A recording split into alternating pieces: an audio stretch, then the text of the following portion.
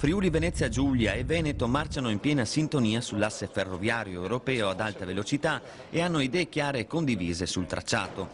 E questo è il messaggio che i presidenti delle due regioni, Renzo Tondo e Luca Zaia, hanno voluto trasmettere in occasione di un vertice promosso dall'Associazione Transpadana che si è svolto alla Camera di Commercio di Trieste. In 2 giorni sono stati lanciati 2 chiari segnali all'Unione Europea, prima la firma dell'accordo sulla tratta transfrontaliera Trieste di Vaccia tra i governi italiano e sloveno, poi la manifestazione della volontà di procedere in modo unitario per completare entro l'anno la progettazione preliminare dell'asse che attraversa Veneto e Friuli Venezia Giulia.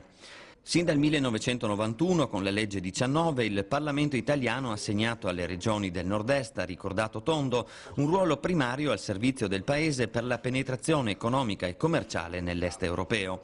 Su questa strada si è fatto molto, adesso la stessa partita si gioca sulle infrastrutture. Veneto e Friuli Venezia Giulia hanno avviato in questi ultimi anni progetti infrastrutturali di grande rilievo, il passante di Mestre, il nuovo aeroporto di Venezia, la terza corsia dell'autostrada A4. Questo disegno deve essere adesso completato con l'asse ferroviario ad alta velocità che ha una rilevanza strategica anche per lo sviluppo dei porti di Trieste e Venezia e di quelli dell'intero arco nord Adriatico. Abbiamo trovato la sintesi, ha detto Tondo, e siamo in grado di andare avanti. Dimostriamo così all'Unione Europea che questa è una parte del Paese in cui le cose si fanno. Da Bruxelles ci aspettiamo adesso la necessaria collaborazione per realizzare un asse di rilevanza strategica non solo per l'Italia ma per tutta l'Europa, per mettere in collegamento la parte occidentale con quella orientale.